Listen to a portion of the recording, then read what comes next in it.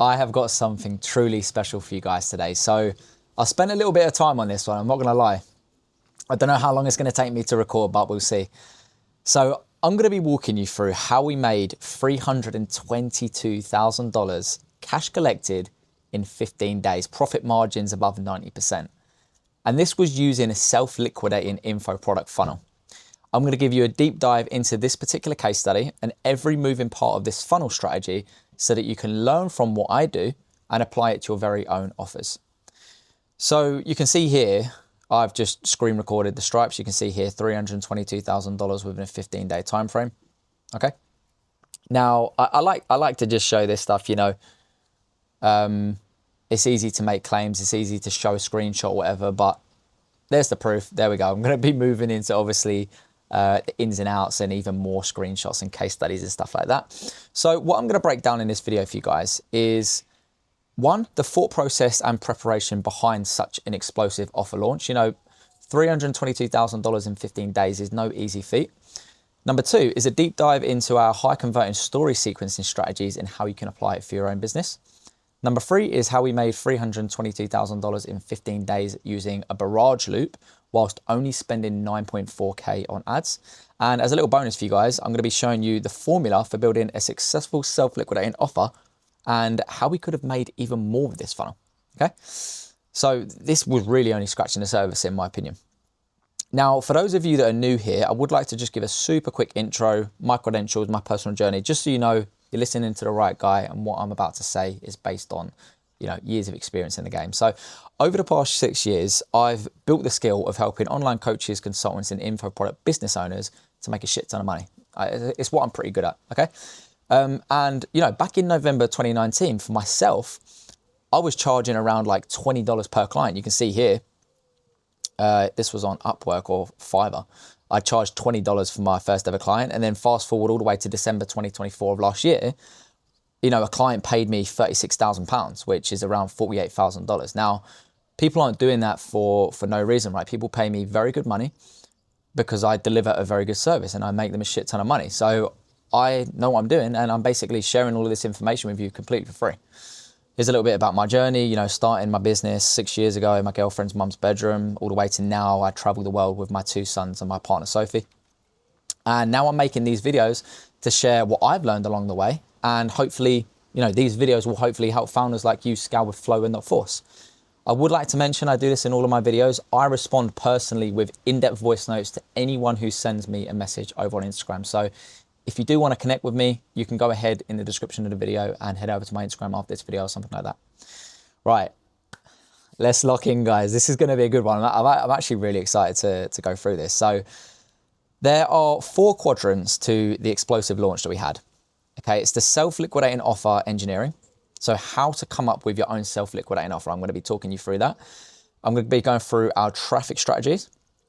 Okay, so the strategies we used ourselves to get eyes on the funnel. And I'm going to be going through and introducing you to what I like to call the barrage loop method.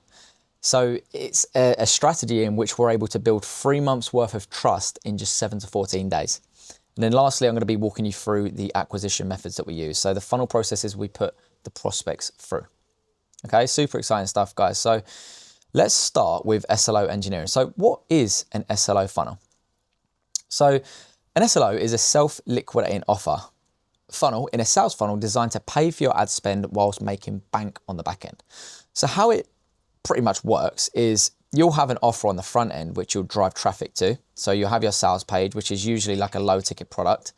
And that product in and of itself will usually cover ad spend. And I'll be completely honest with you guys. When we launched this, I didn't have super high expectations. I thought we were going to fulfill our goal in making a self-liquidating offer. But you're going to see when I walk you through, you know, the case study in depth, just how profitable this funnel actually was. You know, we ended up more than self-liquidating, and that was on the front end, which is absolutely insane. And for those of you that may have launched a self-liquidating offer in the past and you've done well with one, you'll probably be quite impressed. You know, not to brag, but you'll probably be quite impressed what we've been able to achieve here. So you have a low ticket product on the front end, right? And then they go to checkout, you have a slightly higher ticket order bump. They go through to an upsell page after that. If they don't buy the upsell, they buy the downsell. either way, they go through to the thank you in all scenarios, right? And then after the thank you page, we nurture them into the high ticket. After the high ticket, we nurture them into the super ticket. So typically with an SLO funnel, the aim isn't to make money on the front end with, you know, the low ticket product. It's really to, you know, make money on the back end. And there are loads of benefits of an SLO funnel, right? First of all, you're running a funnel that is liquidating its own ad spend. But what that means is that not only are you making profit on your bumps and your upsells, but you're also getting free leads for your high ticket and super ticket coaching, right? So by super ticket, I basically just mean like masterminds, seminars, you know, retreats, all that sort of stuff. High ticket could be your one-to-ones, your inner circle, whatever it may be. But yeah, that's pretty much the outline of an SLO. I'm obviously going to be walking you through our SLO funnel and what ours look like in particular, but that's pretty much what it looked like, right? And our SLO front end, so the core offer that we had was actually a very low ticket product. It was $5. Okay, so everything I say, I just like to back it up with evidence, you know, for whatever reason, but just to give you guys an idea, I just basically took a screenshot of a day that we had loads of $5 SLO orders coming through. And then you can see here, the average cost per purchase in our ads manager for the SLO campaigns, okay, we were kind of having a bunch of different campaigns, was on average $3.66. So, I mean, like, it was amazing. And I'll be completely honest with you, like 100% transparency, I didn't think it would perform in the way that it did. It performed way above our expectations. You know, when we had built this with my client, we had in mind that, yeah, we were going to launch a self-liquidating offer. If we could get a cost per purchase of around $5 to $10 to $15 on the front end, then we're generating quality leads for the higher ticket in the upsell, and we can still make profit. But we were making profit on the front end off of running a $5 product. Like, you speak to anyone in this space, you speak to anyone in this space at a high level, and you tell them that you're running a campaign at scale, $5 is the product on the front end, and you're making profit off the $5, they'll tell you you're full of shit. It's not really heard of, right? And there's a reason to this. This wasn't just luck. This wasn't just, although it came as a positive surprise and it was above our expectations, it wasn't just a case of luck, right? We had meticulously crafted and prepared for this launch, and I'm going to be walking you through all of that throughout this video. So the pros of how this eventually turned out with what I just showed you here was, like I said, we're basically generating free leads for the other offers, right? And we were slightly profitable on the front end in terms of not breaking even. And we were also building our email list for free of buyers that were high quality. So there's a big difference between someone buying a $5 product and getting added to your email list versus someone just farming for a freebie and getting your lead magnets, right? The quality of that email list is going to be night and day difference. And you probably don't need me to explain why. So there were 4 pillars of the SLO. So pillar 1 was defining the front end offer. And this is kind of what you guys have got to do, right? So you've got to define the format. So typically it's going to be, you know, obviously it's going to be a digital product. It can be a PDF, toolkit, training, template, mini course, masterclass, whatever you want it to be, whatever fits well into, you know, your offer and your industry, right? Now, the price, I mean, typically you want it anywhere from $5 to $30. Obviously, we use $5 on the front end, but this works with pretty much any low ticket offer. You'll see a lot of people do, like, obviously, instead of $30, if you're going to go for the higher end, just do like 27, you know, pricing psychology, all that good stuff. So we also have, so yeah, obviously the goal of the SLO is to cover ad spend, build trust, and generate committed leads. We're not just looking to, you know, there's more moving parts to this than what meets the eye. An SLO is, you know, by definition, a self-liquidating offer, right? So you're getting free ad spend. But the reason why it's good is because you're getting free exposure and free leads in addition to actually, you know, having those leads that have already purchased from you. So the likelihood of them going through and buying from you again is a little bit higher if you do it right. Okay, so your SLO isn't just about generating a quick sale. It's about bringing the right prospects into your world through a micro commitment. And this is why you probably see a bit of a trend that's forming at the moment. People aren't, you know, doing free webinars and free masterclasses anymore. They're charging like, you know, $1 to $5 to $10 to actually go ahead and go to these webinars and masterclasses that would previously probably would have been run for free.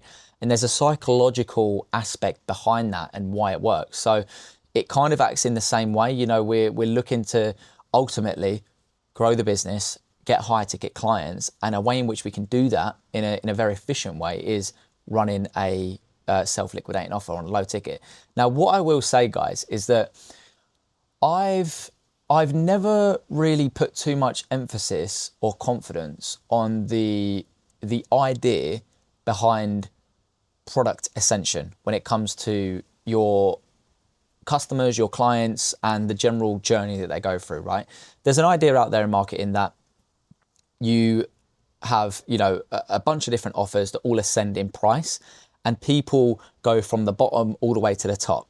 Now, in this particular scenario, it worked, but I don't know, for me, guys, like, I've not done, I don't really focus too much on helping clients build multiple offers. I usually work on building adaptive offers. So it's the same offer, but you pay based on the proximity that you have to the mentor, to the coach.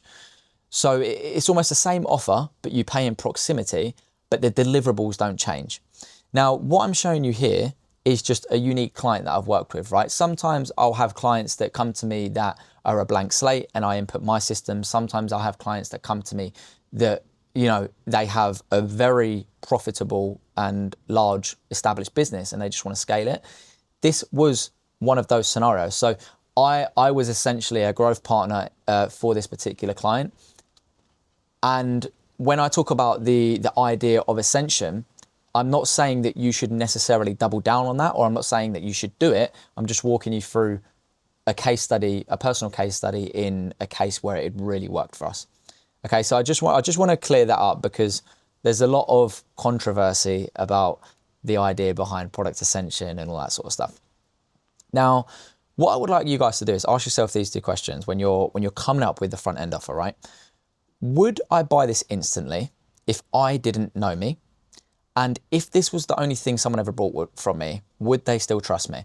What you don't want to do with the low ticket product, because it's so accessible, is just create something shit and create something quick, rush it, because what you're going to do is you're going to end up harming your future potential of, you know, and diminishing the likelihood of someone actually ascending to your other offers, right?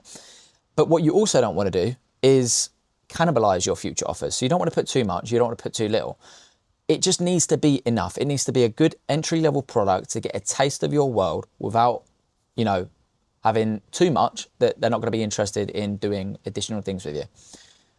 You know, something like that. So pillar 2 is define your upsell flows. So like I said, the product that we have here, so the main upsell, not the order bump, the main upsell, is essentially a deeper version of your core SLO product. So your core SLO product may be surface level, right? But the deeper solution is going to be the upsell product. And bear in mind, guys, I will say this, right? I probably should have said this to begin with. Just because this is the graph that I've got out here or the funnel map that I've got out here, it doesn't mean you need to go from order bump to upsell to downsell to this, to this, to this. This is just how it typically looks, right? You could go straight from sales page to thank you and then nurture them into high ticket. You know, it doesn't really matter. But based on the offer stack of the client that we were working with, we came up with this great idea, and how I'm going to, you know, the process I'm going to walk you through is just what made sense with this individual client, right? So you can personalize this. Just think of it like this. The idea behind a self-liquidating funnel, self-liquidating offer, is basically just to, you know, get free leads for your high ticket or for your other program and just make profit on the back end. That's generally the idea, right? So how it looks doesn't necessarily matter to some extent. So to define your upsell flows, obviously deepen, you need to come up with a deeper version of the core offer. That's usually priced anywhere from $47 to $297. You need to come up with your order bump, which is priced anywhere from $15 to $30. We use the $15 order bump. Now, what I will say is that your order bump should be a complementary product and not an additional layer of the same problem, if that makes sense, because the deeper version is going to be the core upsell product. So you want your order bump to be something slightly different, but it's complementary to the core SLO offer. So you also want to think about your high ticket offer. You're going to be doing one-to-one coaching. Is it going to be like an inner circle group? Is it going to be a comprehensive program? And then your super ticket, if you do have super ticket, you don't have to, is going to be your masterminds, in-person events, seminars, retreats, all that sort of stuff. And like I said, you want to build the funnel like a staircase. So low friction entry to high value ascension. Now, number 3 is buying stage retargeting. So there are going to be different, so your prospects are going to be at different stages of the buyer journey. So you need to retarget them accordingly, right? You're not going to retarget all of the people that go through the funnel with the same type of ads, because there's going to be different stages and different levels. And that's exactly what we did. So for people who didn't buy the SLO, they added to cart or initiated checkout, we obviously retargeted them with a unique set of ads. And for people who brought the SLO but not the upsell, we retargeted them with the upsell products. And what you can do is, let's say, for example, your upsell product was displayed as 297 when they went through the SLO. You can retarget them with an offer. So it could be 197, it could be 250, it could be, whatever you want it to be. Extra incentive to get them to go through. Because if your funnel's profitable on the front end and it's liquidating, like you're very, very flexible on how much you want to pay for a high quality lead for your high ticket services, right? Because typically, if you guys are familiar with the traditional forms of marketing or high ticket funnels and stuff, like VSLs, webinars, all that sort of stuff, you're paying for a lead to land on your VSL, then you're paying for someone to schedule a call, and then there's a certain cost associated with someone even showing up to the call and closing them. Whereas with a self-liquidating offer, the first half of that is free, right? Your offer is liquidated from this low ticket product that you've added before that high ticket phase. So you can see how it works so well, and it gives you a bit more flexibility, so you can go a little bit harder on retargeting. You can use the barrage loop method, which I'm going to be walking you guys through, which really, really intensifies the warm-up process and builds fast trust in record-breaking time. So we're going to walk you through all of that. I'm going to give you the source, guys. This is going to be a very in-depth video. Now, the last one we have here is the upsell buyers. So we want to schedule, so people who buy the upsell, obviously we want to get them into the one-to-one. So we're going to send them to a schedule page and implement the barrage loop before they schedule a call. And I'm going to show you before or after they schedule a call. It's basically before they join the one-to-one or high ticket program, whatever it is that it looks like for your business. Lastly, the 4th pillar of the SLO is buying stage email marketing. So similarly to what we had with the retargeting, it's the same process, right? And I'm going to be honest with you guys, I've only used a couple. I've always just stuck to the same email marketing softwares. So I'm not sure if there are a lot of other softwares that do this, but we used ActiveCampaign because what you can do on Active is you can use it to send unique emails based on what URLs the prospects visited. So let's say, for example, up here, we go to these pages here. Every single one of these pages has a different URL, right? And based on the URL someone's land on, that will tell you a lot about where they're at in the buyer's journey, what products they purchased and what products they haven't purchased. So in doing so, we can send them out, again, similarly to the retargeting ads, we can personalize each email that these prospects get at the different stages of the customer journey that they're in. Again, everything's personalized, and that just helps a bunch with, conversion rate and all that sort of good stuff. So same process, initiate checkouts, add to carts, all of that sort of stuff. And again, we're sending them to a schedule page. So I've got here in ActiveCampaign during that time frame, with these emails alone, we did $113,000. So that's almost a third of the revenue that we generated in that 15-day time period. Absolutely crazy. So I just wanted to show you a little screenshot there. So moving on, we've just gone through the SLO engineering. We're going to move on to step 2 now. So traffic strategies. I'm going to talk you through our main traffic source, which was Instagram follower ads. There was also a bit of organic into the mix as well. What can I say? If you're a coach, info product business owner, consultant, expert online, you need to be doing organic. It's just plain and simple. But the majority of our traffic came from Instagram follower ads. And obviously the majority of the revenue, well, pretty much all of it, came from the ads because we're driving them to the funnel. Whether it be through, cold ads, or whether it be through nurturing the warm audience that we've got from the Instagram follower ads, this is pretty much how the whole thing came together. So you can see here, we reached 500,000 people, 540,000 people on this ad account. I will say, guys, we have like three different ad accounts running. But for this particular offer, we were on this ad account. And you can see here on average, obviously some campaigns weren't as good as others. And this is why you test, guys. Like, we were pretty much testing. You can see here, there's a bunch of different countries. We were testing the countries that had the payment, that used the payment providers that we obviously offer on our funnels, because you don't want to run like worldwide ads if some of the countries like India or whatever don't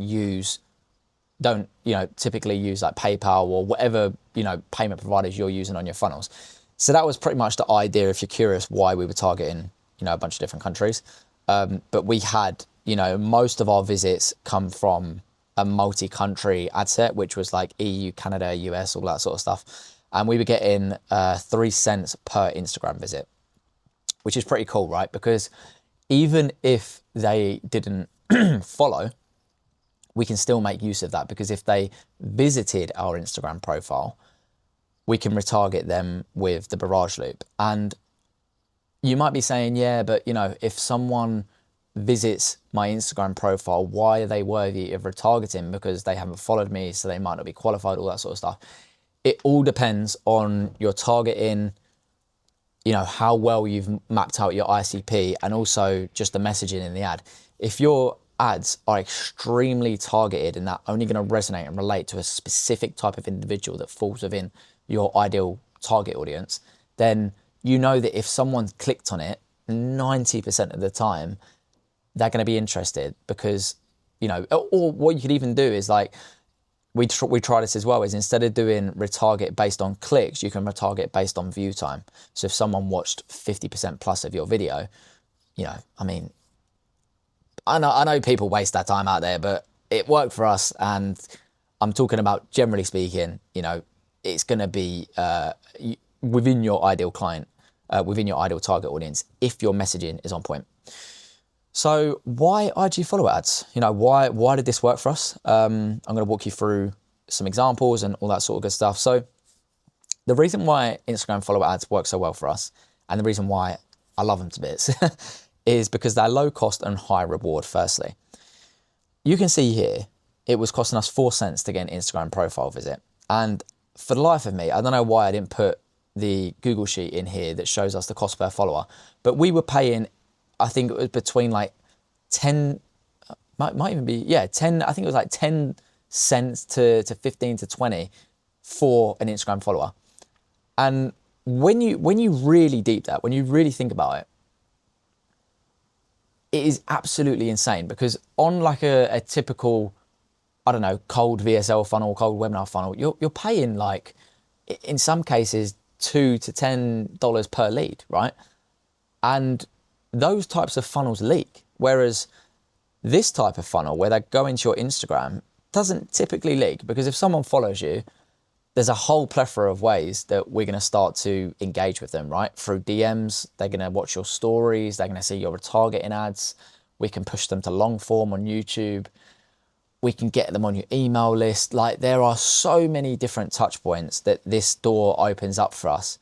And it's why I love it, right? And I'm going to walk you through the barrage method and why it's such an intense warm-up process. And I think if you've never heard of this before, you're going to be quite impressed. So definitely stick along to that point, because that's probably going to be one of the most valuable things I talk about in this video. Now, the other thing is that it's the highest, in my opinion, converting customer journey. When you lead with a face-first strategy, personality-first strategy, going through Instagram, going through YouTube, where they consume content and all that sort of stuff, and we fast-track that answers all the FAQs. It demonstrates all the proof. It creates and enforces the credibility and all that sort of stuff regarding your offer, regarding your unique methodology. And in turn, it, in my opinion, for the people that I've worked with in my experience, has the highest converting customer journey. And I'm talking with regards to like getting people on calls and selling them on high ticket offers. compared to traditional funnels where you get a cold lead, send them to a VSL, they book a call, then you do like a close or a 2-call close.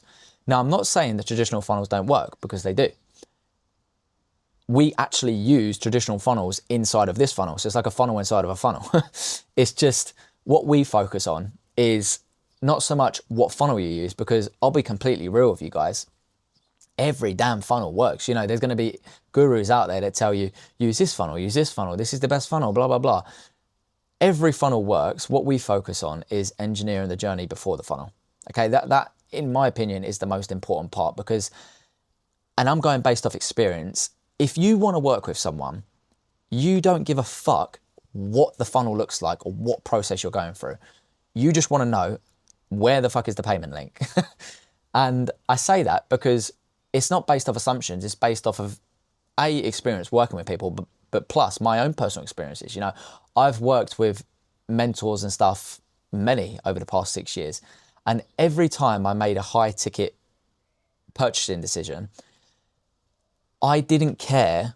The thing that got me over the edge or got me to make the decision wasn't the funnel, right? It wasn't because I watched a really well put together webinar or a really well put together VSL. And I'm not saying it works. I'm just saying the reason I purchased in my mind before I landed on the funnel, right? So getting on a call with these individuals was more a logistical call and just, confirmation, just figuring out the next steps. And that is the beauty of truly what I do with my clients.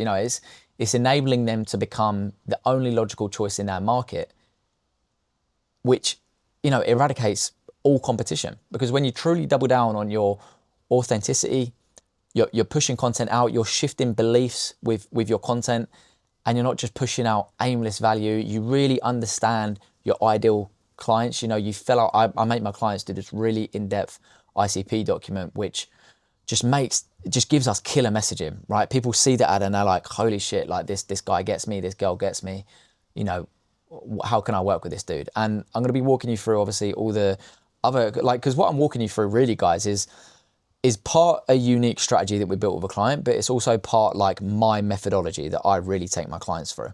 And by the way, guys, this stuff is quite complex. It's simple, but it's not necessarily easy. So, if you don't want to try this yourself, you can just book a call with me somewhere in the description. And, it's no pressure. We can just have a chat and see if we can potentially work together. But if not, I'm going to keep pushing these videos out regardless. So just binge all my content. There's going to be so much value. I'm going to be talking you through so many different case studies, and it's going to be great. Now, one other thing that's really great about Instagram follower ads is they compound over time. So what you'll see is like, let's draw a little example here. So you have a graph, right? Let's say this is time and this is follower count. Over time, your followers are going to get larger and larger and larger. But the key is the followers over here in month 1, by the time they get to month 2, month 3, like God knows how many hours of content they've seen. God knows how much proof they've seen. God knows how much they've consumed of what you're putting out. You just have to do your job at presenting your offer at the right time. And I'm also going to be talking about that too, because you can do this, there are going to be many different ways you can go wrong in this funnel.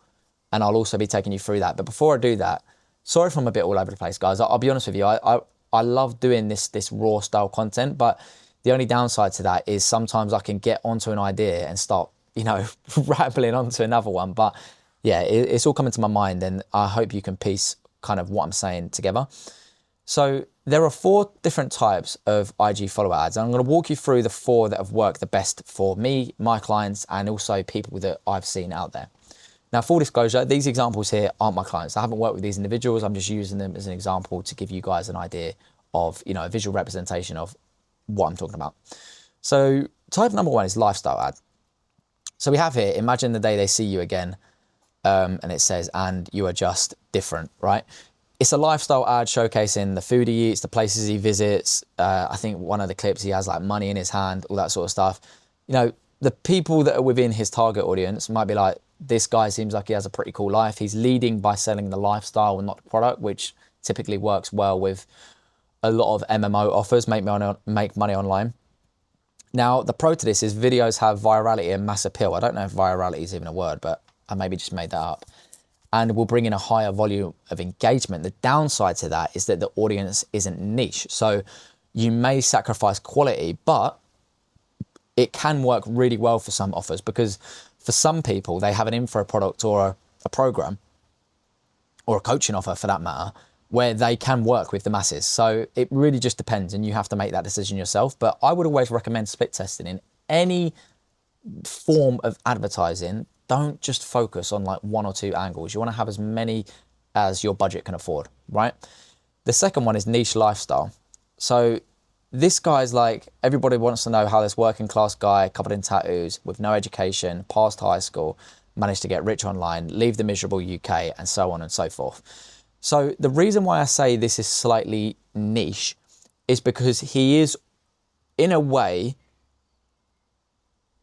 calling out a potential bracket of an audience, right? It may still be mass appeal, but he's talking about people that potentially want to leave the UK, get out of the miserable lifestyle, you know, just regular dude, you know, blah, blah, blah. He's saying all these words that people can potentially emotionally relate to. So in that sense, I say it's a little bit niche lifestyle. I could have found a more niche version than this, where they're really calling out like personal trainers or you know, like saying the job title or something like that, the profession. But you get the gist. Reason I say this is lifestyle is because he's intertwined that with, what even is that word? He's intertwined that with his lifestyle, right? He's sitting at a beach club, you know, beautiful scenery. He's talking about his life on tropical island in Thailand, blah, blah, blah. You get the gist. So sometimes selling the outcome / lifestyle can be better than selling the product. The downside to this is lead quality may be pretty inconsistent and broad unless you qualify with your messaging. So the next one I want to talk about is a specific problem ad. So you can see here, if we wait till the start of the video, here's how gym owners and coaches are escaping the gym floor. So gym owners and coaches identifying the prospect and then going to a specific problem. They want to escape the gym floor. They want to stop trading their time for money. So these ads work very, very well. They're extremely niche if your messaging is on point, and it solves a specific problem that only a certain group of people would understand or resonate with. Now, similarly, if you're selling to wealthy, high net worth individuals, you want to make sure that you're using terminology that only them individuals would use or relate to, right? Now, the only downside to this, and it might not even be perceived as a downside depending on how you leverage and maximize it, but your costs will be higher in comparison to broader style ads. But like I said, the trade-off may be worth it. You might be happy paying $20 to $50 per follower. That is absurd. I've never seen those numbers, but just as an example, you might be happy paying that if your program is like 10 to 20K, right? Don't worry, I've never had a campaign where the followers are $20 to $50. But you get the gist, right? Because if you get, you know, X amount of followers for $20 to $50, whatever, your program's 10 to 50K, you know, in a numbers game, the math's going to end up, you know, working in your favor and you're going to make bank. So you have to be mindful of that. You have to, and this is why I say split test, right? So let's move on to the last one, which is value driven / education, which kind of could be within the bracket of this specific problem, but I'll tell you why it's a little bit different. So this one here, he asked this guy, Nick, you know, if you lost everything and you had to start an Instagram feed page again, what would the process be? Okay. So this leverages the law of reciprocity, because you're not only identifying your target audience, people who maybe want to start an Instagram theme page, but you're also delivering value and kind of giving a bit of credibility, because he's done it in a podcast setting, makes it look, you know, exclusive, high production, makes him look like an important figure, all that sort of stuff. People may subconsciously feel obliged to drop you a follow because of the value that you've provided to them. And that's basically how the law of reciprocity works, is trying to return a good deed after receiving one with no intention of any expectation.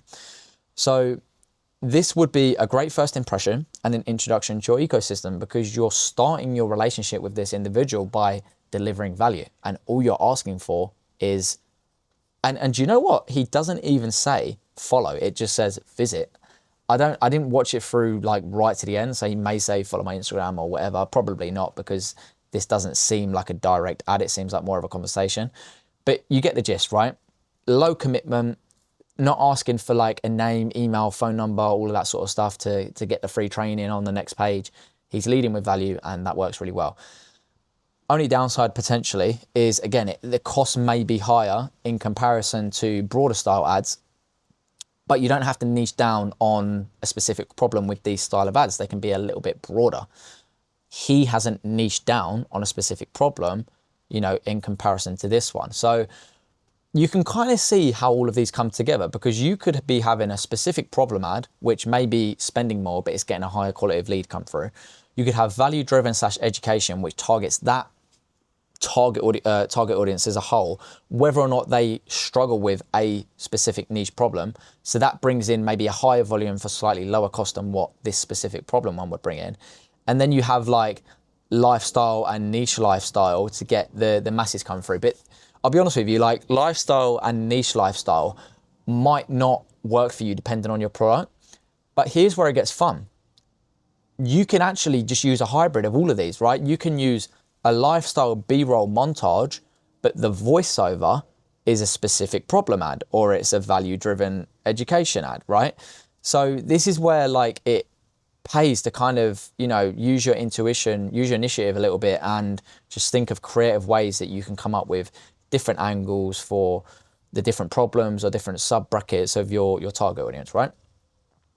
So other noteworthy IG follower ad styles are DM ads for resource. You know, you can run an Instagram follower ad which says, you know, you're talking about a free resource.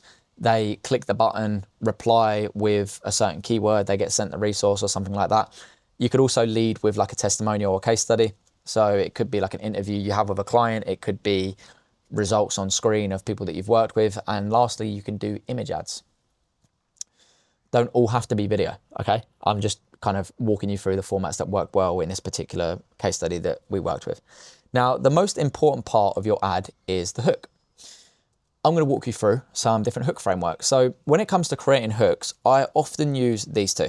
So I use PAS and HIT. So PAS is, or PAS, however you want to call it, is problem agitation to solution, and HIT is hook identity tease. I'm going to give you some examples here. So PAS, problem. So you keep buying new skincare products, but your skin is still not improving. So this is an emotional trigger on the problem, because this is the quiet frustration that many people have. You know, they keep buying skincare products, but no matter how much stuff they buy and spend money on, their condition or their skin is not improving. And the reason why this works is because it validates the viewer's effort without blame. You know, you're not calling them clueless, you're calling out the fact that they've tried. Now, the next step is agitation. And again, I'm giving you these examples so you can kind of see how this actually plays out and apply it to your own business. Obviously, there are random niches and stuff, random offers. There's something that I've completely made up.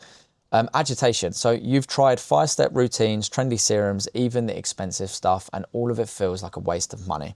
So this is relatability and agitation. We now dig a little deeper into the pain and naming specific things that they've likely done, you know, 5-step routines, expensive stuff, again, relatability. Reason why it works is it evokes a series of emotional memories. The money spent, the hope that fizzled, the feeling of looking in the mirror and still not being happy. Now, lastly, we have solution. So it turns out the real fix had nothing to do with the products and everything to do with how I was using them. So this goes on solution and curiosity trigger. It's not about more stuff. It's about changing how you use what you already have. So this can be quite empowering, okay? Because you're not necessarily, you know, going salesy off the off the get-go and saying, you know, in other words, you know, you need to do what we're doing. It's really talking about how they can leverage or improve what they already have and maybe something that they're doing potentially wrong. So it opens a loop, okay? The viewer is now thinking, wait, what was I doing wrong? So this is why this PAS framework can work pretty well. And that's a little example there for you guys.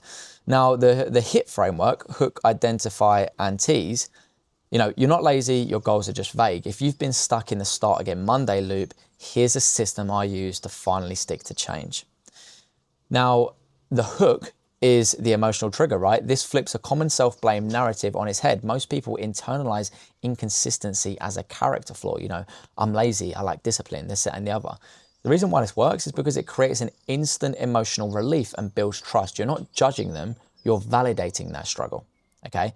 So instantly, you're not lazy. People are like, oh, wait, what? You know, it's challenging their internal beliefs that they've labeled themselves with. Your goals are just vague. So they're like, okay, sparks curiosity. Now, identify is if you've been stuck in the start again Monday loop, relatability and agitation. This phrase is instantly familiar to anyone who's tried and failed to build a habit, whether it be fitness, business, journaling, anything. The reason why this works is because it takes a vague struggle, you know, I can't stay consistent, and names it clearly. I don't know why. I mean, I've never looked into the reason or logic behind it, but giving an identity, giving like an action or a belief or a behavior, an identity, like a name, weirdly makes it feel more solvable, okay? And there's been like studies done on this as well. And the last part is the T's, right? So here's the system I used to finally stick to change. So it gives them that desired outcome, right? Which is to finally stick to change. Gives a feeling of self-trust and momentum by using the word finally. Implies they've tried before, stick to, if they haven't stuck to in the past, and suggests lasting transformation, not just another tactic. The reason why it works is because it speaks to the core emotional reward that they want, to stop restarting. It reframes consistency as an identity shift, not just an action plan. Okay, so you can see why using these frameworks, obviously you're not going to use the scripts, but using these frameworks can be very effective, and it's generally just an easier way to ideate and come up with your scripts, right? If you use the hit or pass framework. And bear in mind, I don't always use these frameworks. You know, sometimes I just have a hook in my mind that sounds really good and I want to test, and I just run with that. So now let's look at where people can go wrong, because like I mentioned to you guys, you know, this funnel is simple, but it doesn't mean it's easy. And when using this type of traffic strategy, there are 4 different types or stages of this funnel where you can go terribly wrong. And unfortunately, going wrong in one stage messes up the progress that you made on all other 3 stages. So first stage is the ads. You know, the following things need to be dialed in. Your targeting, you need to be targeting the right people. Your messaging needs to resonate with your ideal target audience. Your hook needs to be effective. You know, we just walked you through some hook frameworks there. If your hook's not good, it might not, you know, people might not even watch the video past the first 3 to 5 seconds, which is obviously going to do you no favors whatsoever. And you need to have a strong call to action. You need to tell them what to be doing, where to be going. Not all the time though, okay? It depends on the style of the ad. If it's like a lifestyle ad, you don't necessarily need to say a call to action, but generally speaking, the call to action needs to be clear. In every one of these videos, the call to action's at the bottom by default. Now, your profile needs to be, these following things need to be dialed in, right? Your pinned posts. So 3 pinned posts here. What I usually like to do with my pinned post is have 1 for results, 1 for story, transparency, or methodology, your unique method, why it works, and then another 1 for credibility. Charlie done it perfectly. He has here is a pinned post about one of his clients that succeeded for his program. Here is a carousel about his story going from, you know, when he was broke to now being successful. And then here is him holding an award from ClickFunnels, credibility, showing that he's made $10 million for his funnel. Pinned posts are very important when you're using this strategy, because the way you got to think of it is that you're paying for people to visit your Instagram page. So your page is essentially the first step in a funnel, similarly to what you would do with a landing page. So that first impression matters. And it's good to always have the first, you know, the perfect first impression, because you've got this set up in the right way.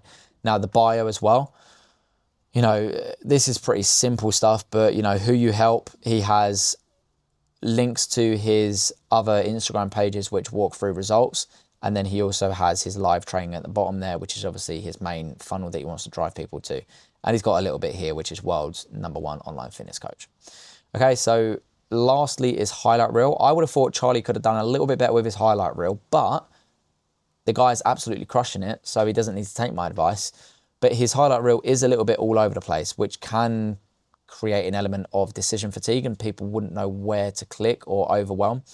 You know, he's got a podcast here, video reviews, YouTube, free resources, biz growth, live events, PR. What I would recommend obviously do what works for you, but what I typically recommend is when you're doing anything like this, you know, when you're thinking about how to structure your Instagram page, always lead with your intention in mind, right? What is your intention, and what do you want to do when someone lands on your Instagram page? If you want to start nurturing them with long form content, then just have YouTube here on the left.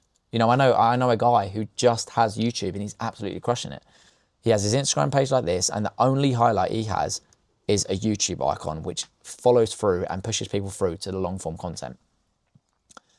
So yeah, and if you've got something that's maybe a bit more visual, so like a PT, for example, you could have like a before and afters highlight reel there too, because you've got to think about what your prospect cares most about. And when you're hiring someone as a personal trainer or a fitness coach to get in better shape, the main thing you care about is, can this guy get me the result that I want, right? So you have to lead with intention, but also think about like the ideal sequence or like process that you want to put your prospect through, and you can optimize your profile for that. And lastly is call to action, which we've already been through, right? So next we have the journey. So the customer journey, you know, you need to be showing the right content at the right time. And I'm going to be walking you through that in a moment. You need to diversify your content format. So you are going to be money, like you are going to be money. You are going to be, quite frankly, leaving money on the table if you don't diversify your content format. And what I mean by that is, if you're just doing like short form Instagram and you're not pushing them through to like long form YouTube or, you know, your email newsletter or something like that. And it's also important to know your numbers. You know, if you're running any type of funnel like this, you need to have like a Google spreadsheet, which like what we use with our clients, where we have the followers gained from that day, how much we paid for the visit, how much we paid for the follower based on the Instagram analytics and all that sort of stuff. And it's all stuff that you need to know when you're running a funnel like this, because what it really comes down to in the info product, high ticket coaching space, in any business really, is knowing your cost of acquisition. When you know your cost of acquisition and you've been running a funnel for said amount of time, you know that you're going to require X output to get Z, X input to get Z output. You pay $50, you get, $1,000 client. Once you know those numbers, because you've been tracking them, business just becomes a game of numbers. You know, you put X in and get Z out. So that's why it's very important to be tracking this type of stuff. Now, the last step is conversion. You know, these things need to be dialed in. This is where people could potentially be going wrong, is they pitch too early. You need to earn your pitch. You don't just get someone visit your Instagram page and then, you start engaging in conversation with them and trying to sell your products. It's too early on in the buyer's journey. You need to use the barrage method, like what I'm going to walk you through, earn the ability to go in there, conversate with them and pitch your offers or direct them towards offers, and don't rush it. Allow your leads to mature, because otherwise you might as well just run a cold VSL funnel. You need to use this funnel in the way that it's intended to be used. Yes, you're building a personal brand, and you're not necessarily playing the long game, because the barrage loop fast tracks that. Because this is another limiting belief that people have, is that when they're running these types of funnels, you need to wait for people to consume your content, and it takes time, and you can't make money fast, and this, all of these kind of limiting beliefs based on the fact that they don't know the tactics in order to fast track that process. You can get people come through to your Instagram page and fast track 3 months worth of trust in a matter of 7 to 14 days. And I am going to be walking you through how to do that. And you also want to hire when possible, guys. You don't want to be stuck, working in your business. You want to be working on your business. When you use this type of funnel, you are going to get loads of new conversations and people following your page, which can lead to endless hours of you with your head stuck in your phone. In the beginning phases, you might not mind, you might enjoy doing that, but eventually you want to have, full-time setters that just live in your DMs, speaking to people on a day-to-day basis. Again, with our clients, we have teams of setters that go in, manage our, clients' Instagram DMs, so that they don't have to worry about all that sort of stuff. And I would highly recommend, if it's possible, to do so. Now, all 4 of these areas need to be dialed in. And I have a kink of a hose over here. If you're familiar with this, you'll know how frustrating this is, right? So If these areas aren't dialed in, you'll run into issues, right? And that's why this funnel strategy is pretty simple, but it's not easy. You can go wrong at any stage and it'll mess everything else up. It's like a kink in a hose. It doesn't matter where the kink in the hose is, the water won't come out the end regardless, right? So if you have a hose that's this long, if the kink's here, you know, the water's not going to come out here. If the kink's at the start, the water's still not going to come out, right? It doesn't matter where the kink is. It doesn't matter where the problem is in this funnel. If you get it wrong at any stage, it might not work out in the way that it's intended to. So now I'm going to walk you through the barrage loop, which is a pretty fun concept. I didn't come up with this concept. I have made it my own and kind of made it unique to what I do. But I didn't completely come up with this concept and invent this idea. I just learned it from my experience in the game. And this strategy alone made one of the biggest impacts on our revenue. So what is the barrage loop? The barrage loop is a custom retargeting system that hits your warmest leads with a high frequency / high variety content sequence designed to build massive trust in a short window of time. So there are 4 different pillars to this strategy. You have audience segmentation, content themes, back-end setup, and time-boxed campaigns. So audience segmentation, we don't send the same ads to everyone, okay? We split people based on what actions they took and the level of engagement they've had on each video. Now, content themes, it might not make sense right now, but it will in just a moment if you just bear with me. Content themes, we create 10 to 30 short form videos around 60 to 90 seconds each, and we split them into 6 custom themes. Proof, your method, belief shifting, problems, FAQs, and we have the bonus strategy, which is here. So proof is pretty much, you're showing people results, case studies, before and afters, whatever it may be, transformations. Your method, you're talking about your unique method and how you help people, and why outdated methods might not work as well, positioning your solution as the only logical choice. Belief shifting, you're challenging old beliefs, misconceptions, all that sort of stuff to, shift their identity or shift their beliefs to a level where they are interested and curious about what it is that you do. Problems, you're focusing on problems with this style of content. It could be specific problems, could be broad problems. FAQs, frequently asked questions that people might be thinking about. You can cover all of that in the barrage method with a sequence of content. And bonus strategy, which works very well, is we're leveraging this barrage loop, showing these different pieces of content to these individuals, and you can attach a ManyChat sequence to this short form content. So you might be talking about a problem, right? And in 60 to 90 seconds, you might not be able to solve this problem. So at the end of that video, you say comment training or comment XYZ keyword, and I'll send you the full training that I made, which may be like a 20 to 40 minute video on this specific topic. So what you're doing now is you're getting more watch time, you're diversifying your content format, getting them from short form to long form, and just spending more time with them, okay? Building more trust, building more credibility, and walking them through the problems in further depth. So that's a good little way that you could do that. How it works is you set a keyword up on ManyChat, they comment the keyword, you send them a DM automatically with the YouTube link, and then you can kind of start a conversation from there. So the back end setup, and this is where you're going to be like, okay, this is pretty cool. Each ad, so each piece of content, 10 to 30 of them, is run in its own ad set with a specific rule. If a user watches 3+ seconds, exclude them from that video moving forward. So each ad is in its own ad set. So how that works is I open my Instagram, I see an ad from someone. If I watch it for more than 3 seconds, the next time I open my Instagram, I'm not going to see that ad again, but I'm going to see another one. And I'll tell you why that works really well. A, every time someone opens our Instagram, they're going to see a different video from you. B, if you are running 10 different angles, the first 3 angles might not resonate with them, but the 4th might. And that's why it works well, because they still haven't taken action after watching 3 seconds of 3 different videos, but on the 4th video, it was enough to take action. So what you'll typically find is that most people run these types of ads. They might pick like 1 to 3 different angles and they leave it at that. They don't create these exclusion strategies to, diversify the type of content that you're showing to people.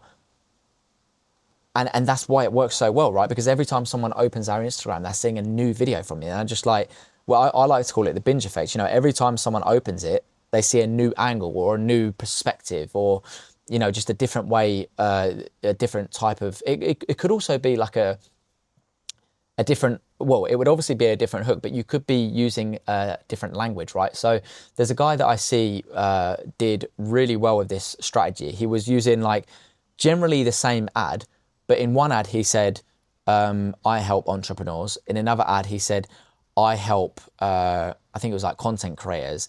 And in another one he said something else. So all three of the hooks that he was using to identify people with, they were all going to the same person, but it's, you know, based on how that person perceives that message or that identity hook will depend on whether or not they are whether or not they want to engage with that ad or whether or not they relate to that messaging.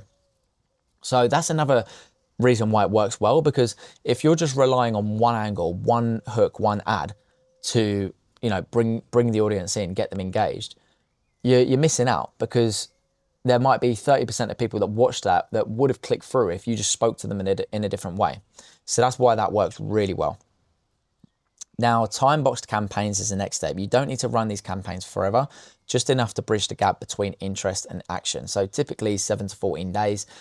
I would recommend shorter or longer depending on the type of funnel that you're running, but this can improve show-up rates for calls. You know, if you have someone that's booked a call, you add that individual to this barrage loop and they go through all your FAQs and results and stuff like that without realizing that you're even doing it, by the way. This is all like, they're completely oblivious to the plan that you have and how you're implementing it.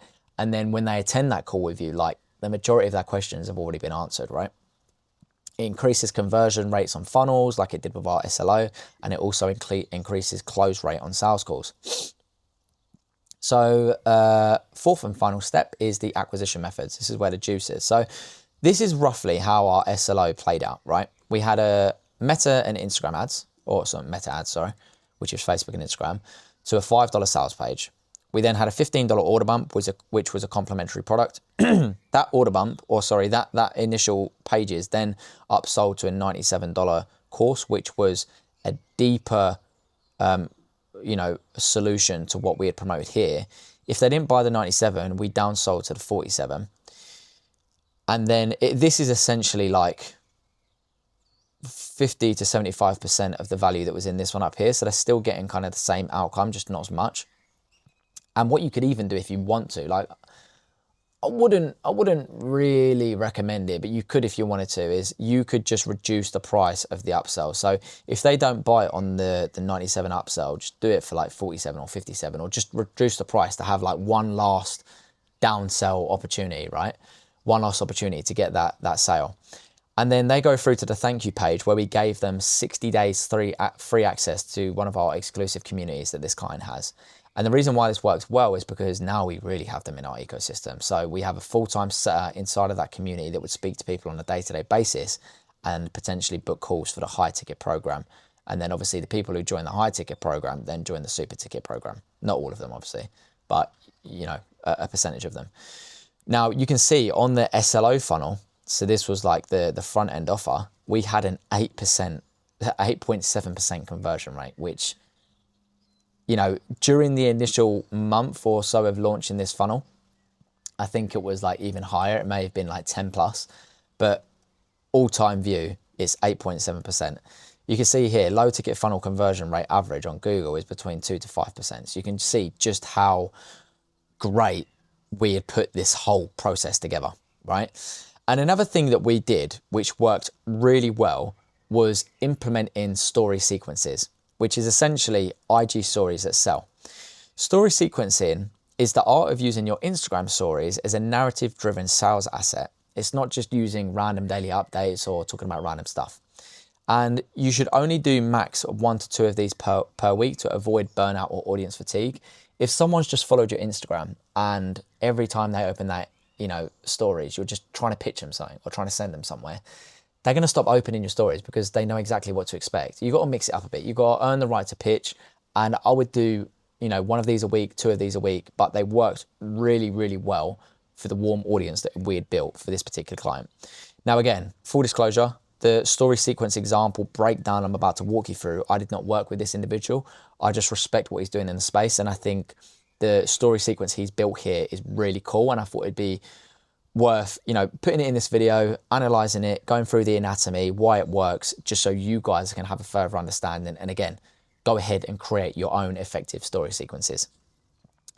So I'm going to read them out. So he says here, I've been connecting with a lot of driven entrepreneurs in the space recently, and weirdly enough, I've noticed one consistent thing. Even amongst the most successful, they're building incredible things, genuinely changing the game, and ambition and vision that only the top 1% possesses. But the thing is, almost all of them are on this ambitious journey with their own system, their machine, quietly running on fumes. So the theme here is emotional curiosity. It opens with credibility, you know, I've been connecting with driven entrepreneurs, and it lands on shared pain, people quietly running on fumes. If you're a driven entrepreneur, you've been hustling XYZ, you could relate to this potentially. So it resonates with high performers who feel alone in burnout. Now, this is a 6-step story sequence that I'm showing it in chronological order. So obviously this one appeared first and this one appeared second, so on and so forth. That underlying fatigue, the brain fog that creeps in, that the feeling you're not consistently hitting your peak mental and physical state, they often chalk it up to the cost of ambition. Sound familiar? But what I'm seeing is that it's often deeper. It's not just stress. It's always a cascade of overlooked biological hits, chronic cortisol elevation, compromised mitochondrial energy production, and an overloaded detoxification system battling modern environmental factors. So the theme here is problem naming and depth. It pinpoints invisible symptoms, you know, fatigue, brain fog, reframes it as biological, okay, not just stress. And he also challenges common beliefs, you know, because people think, oh, you know, success is just, you know, all of this, what I'm going through, it's just the cost of what I have to do, it's what I have to sacrifice, right? So he's challenging your beliefs, he's challenging the way that you think, which is a typical mindset that his audience may have. So this builds trust by diagnosing deeper than surface level advice, and it reinforces his approach because his offer is based around health.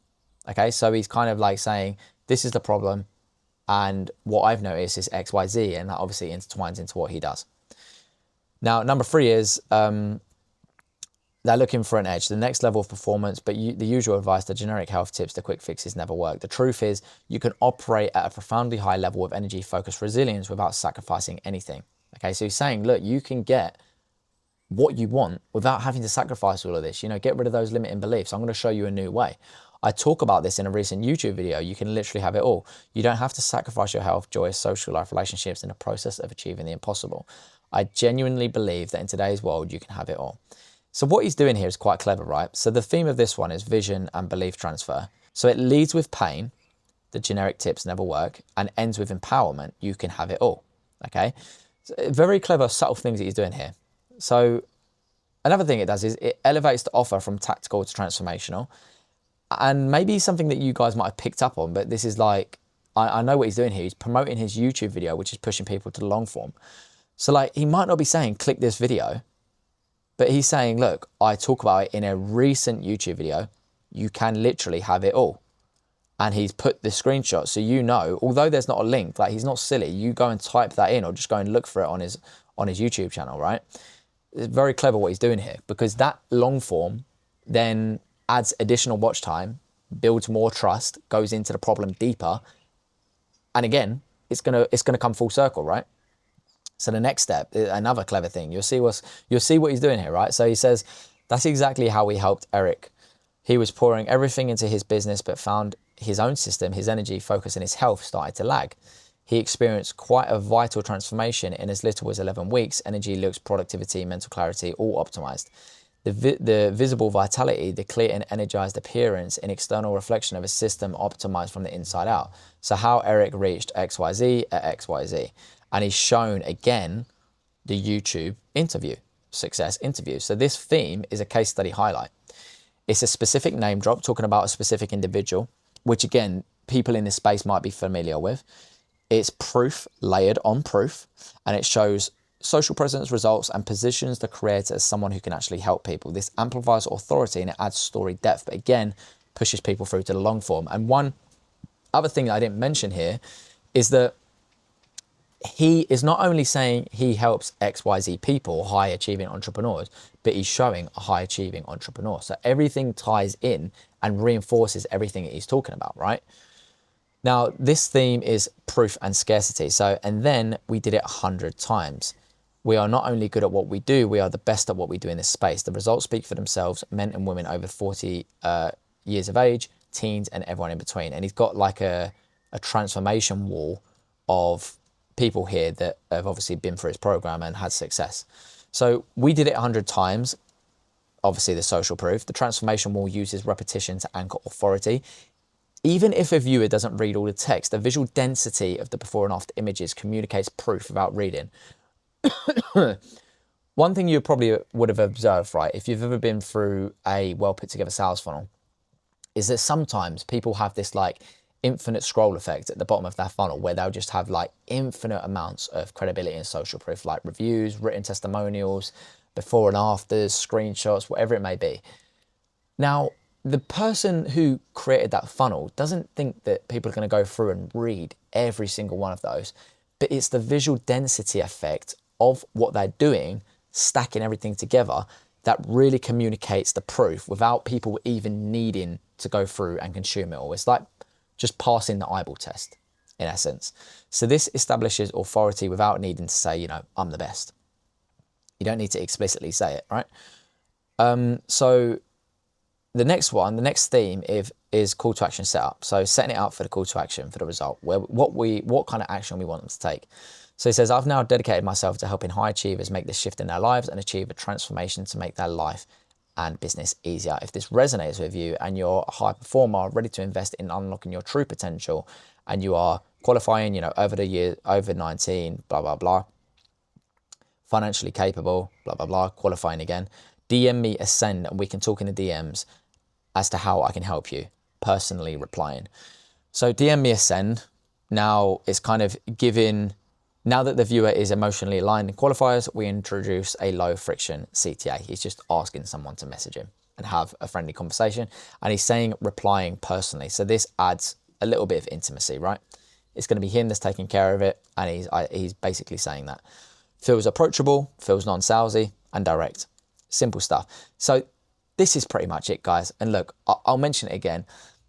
If you're just here for value, if you're here to do it yourself, great. I hope you enjoyed the video. Maybe drop a like, subscribe to the channel because there's going to be more coming. But if you want me to work alongside you, I have two different offers. I have a done for you and I have a done with you. For the done for you, we handle everything for you. For the done with you, I act as a coach in your business, a consultant. We speak to each other on a weekly basis and I basically do it with you and show you what to do instead of doing it for you. If you are interested in having a conversation, it's just like a chat from a friend to another friend. You know, I don't do all the sales sort of stuff, anything like that. If you want to have a conversation, learn a bit more about how I can potentially help you, then you can probably book a call somewhere, a link in the description. Or if you just want to connect with me on Instagram, go back and forth with some voice notes, go ahead, drop me a follow on Instagram and yeah, let's connect. So I hope you enjoyed the video, guys, and I'll see you on the next one.